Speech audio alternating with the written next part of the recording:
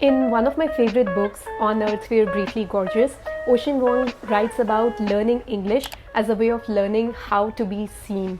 And that hit me so much because here too, English is not just a language, it's visibility, it's access, it's class, it's confidence.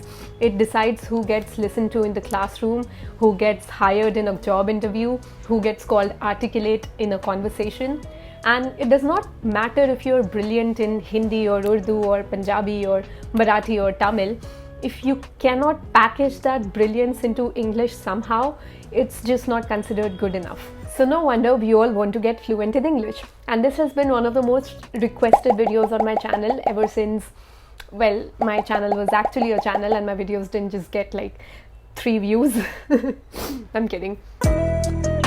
As someone coming from a very small town in Bihar, which by the way is the first thing people tell me when they hear me talk, you don't sound like a Bihari. After, of course, you don't look like a Muslim.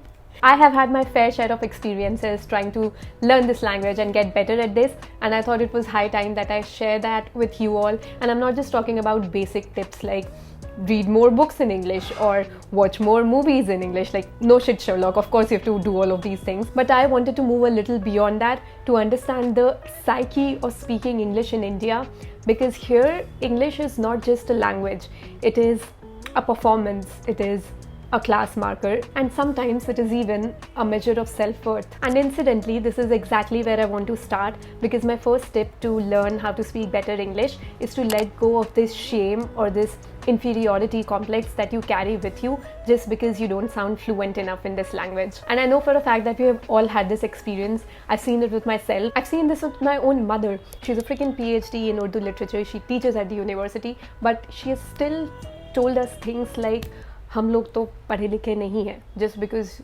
English was not her first language.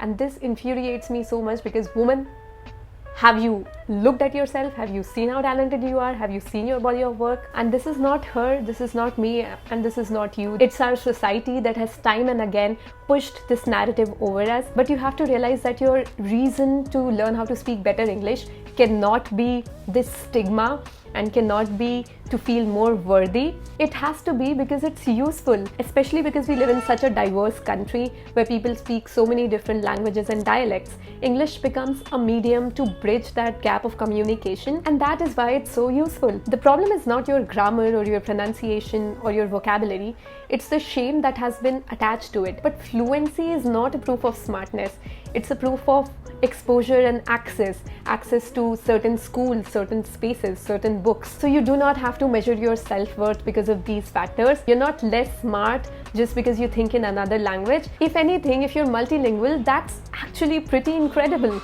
So once you drop that insecurity, your learning will actually become a lot easier because you're not learning out of fear, you're learning out of curiosity. My tip number 2 to learn how to speak better English would actually be to stop learning and start training. Language learning works more like building a muscle than, say, cramming for an exam. Studies in applied linguistics show that output practice, like speaking, actually builds fluency way more faster than input, like reading or listening. So of course you should read more books in English because that would build your vocabulary. Of course you should listen to more podcasts and more music in English because that would give you an idea of how words and sentences flow. Did I say sentences? How words and sentences flow, but all of that would be of no use if you don't actually practice or train yourself, which means speaking whatever you're thinking out loud. I was a master of this when I was little and when I was learning how to speak because I was really shitty at communicating with others, so I started doing it on my own. Before I had even made this YouTube channel, I would just sit in a room and pretend that I was making a YouTube video and I would like talk to an invisible camera. Apart from this, I would give TED Talks to an invisible audience. I would talk like I was a celebrity. Whenever I would have an exam, I would teach to an invisible class. If I was cooking, if I was baking, I would narrate the whole thing like I was in a cooking show. If I was painting, I would narrate that. to just an invisible audience. And that has helped me so much more than anything else has ever helped me get better at talking and speaking in English. So find someone, a friend or a family, who would talk to you in English without judging. And even if you cannot, just speak out to yourself, talk to thin air. Of course, just make sure nobody catches you doing that, or they'll think you're completely crazy. Not saying from personal experience or something, but this will help you a lot, I promise. Just try translating your thoughts in English as quick as you can without stuttering, and do that for 2 minutes every day. Talk to a mirror, for God's sake. Talk to a camera. You can even talk to a camera. You don't have to upload it anywhere. You don't have to put it up on YouTube. If you record yourself, you can just review it later to see how you're doing and understand where you need to improve. Build a routine where you practice doing this for at least 5 minutes every day, and I promise you it will help you a lot. The aim is not to get perfect grammar or speak really fast. The aim is just to maintain a flow. The aim is just to speak out loud whatever you're thinking in your head and make it make sense. The aim is just to make sentences good enough that they translate meaning to the other person, and that is exactly how fluency develops. Tip number 3 is called mimicking. So mimicking or shadowing is actually one of the most effective techniques to learn how to speak a language better, according to language acquisition research that I found online. And once I read that, I realized that I actually used to do this a lot when I was younger. Basically, what you need to do is pick a movie or a YouTube video for that matter.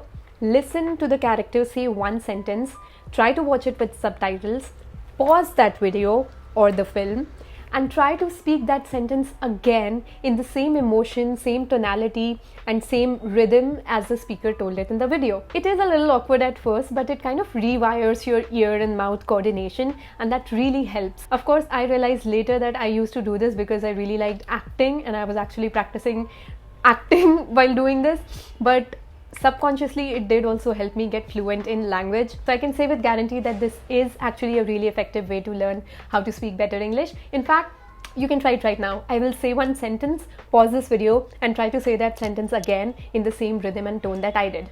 Okay, here we go. The video that I'm watching right now is the greatest video ever made on how to speak English better. Pause. Did you do it? Did you do it?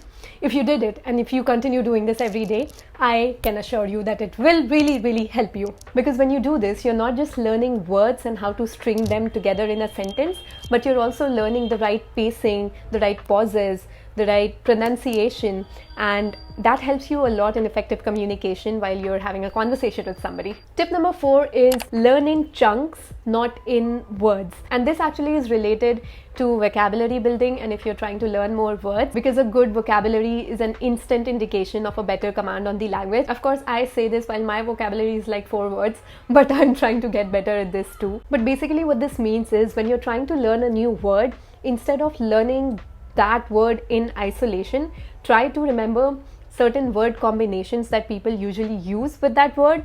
I don't know if I'm making sense, but some people have this notebook or diary where they write words and their meanings, and it is much more likely for you to forget the meaning of that word and for you to not be able to use that word in normal conversation if you have learned that word in isolation like you do from a dictionary. I will explain this with an example which might make it a little more comprehensible, I think. So if you're trying to learn the word decision, which means faisla, instead of learning decision equals faisla or writing in your notebook decision equals faisla, use the phrase make a decision or making a decision. This will really help you with grammar because it will be much easier for your brain to employ those phrases while you're having a conversation with somebody than it would be for your brain to remember a certain word and then put it in a phrase which you will then put in a sentence and then converse with somebody. I don't know if I'm making sense, but yeah, I hope this helps. My final tip towards learning how to speak better English would be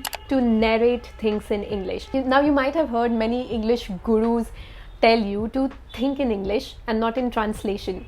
But how do you suddenly go to thinking in another foreign language when you've been thinking in your native language for your entire life? And that is where this tip comes in. Basically, if you want to think in English, you have to train your brain to do that. And a very effective way to train your brain to do it is to just narrate your day as it is happening. So if you're brushing your teeth, you just say in your head, I'm brushing my teeth.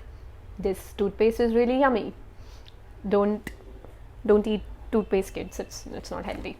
So whatever keeps happening visually throughout the day, you just narrate that in your head, and over time your brain will be so habituated to it that even if you don't see something visually and you just think of something, your brain will automatically think of it in English. I hope I'm making sense. A big reason that people fail to speak fluently is because they have to first translate every thought in their head from their native language or from their first language to English and then speak it, which makes the process a lot delayed. And research in second language acquisition actually proves that fluency in a language really grows once you stop this mental translation and start thinking directly in that language. If you keep narrating incidents that happen to you visually, over time your brain will build an English mode, and that's when speaking will start to feel more natural rather than forced. I have gotten a lot of comments over time by people asking how I am able to speak such fluent and seamless English. And I hate to break it to you, but what you hear me talking in videos is oftentimes rehearsed. It's oftentimes a second take. It's oftentimes edited out to seem like it's perfect and to seem like it's fluent when it's actually not. And when I'm actually talking to someone in real life, I still have a very hard time translating my thoughts into the perfect sentences, being as articulate as I would wish to someday be, and speaking fluent sentences without tons of filler words in the middle. So please don't let mine or anybody else's videos on the internet fool you. I have to cut out my videos to make them seamless because that is what sells on the internet, and if I did not do that, you'd probably not watch the video at all. And I too am still getting there. I'm trying to better my vocabulary. I'm trying to learn how to be fluent a little more. I call this the curse of being a multilingual. Since I know 3 languages, I feel like I'm not fluent in any. I sometimes feel like I don't really know any of these languages. I am not the best at any of these languages, and that's really sad if you think about it. I was talking to my friend the other day, and she was telling me about how there is this ongoing conversation in literary circles about whether Indian writers should even be writing in English to begin with, since it is the language of the colonizers, and how the only real counter to this is that when something has been pushed upon you for so long, when the oppressor forces it down to your bloodstream, after a point you start making it your own. And that's exactly what Indians did with English. They didn't just learn it, they rewrote it. We gave new rhythms, new idioms, new accents to it. We bended it, we remixed it, we made it our own. So if you think about it, learning to speak better English is not just learning any other skill. It's an act of reclaiming in itself. It's taking something that was once a mark of power and saying, okay, now it's mine too. So now I'm trying to get to the point where I try to speak better English just to expand who I can talk to and communicate with, instead of trying to prove something. And that's exactly what you should do too. Speak the way you want to be understood. And if anybody ever tells you that your English is not good enough, just remember, neither was theirs once. And now go practice before your brain starts buffering mid-sentence again.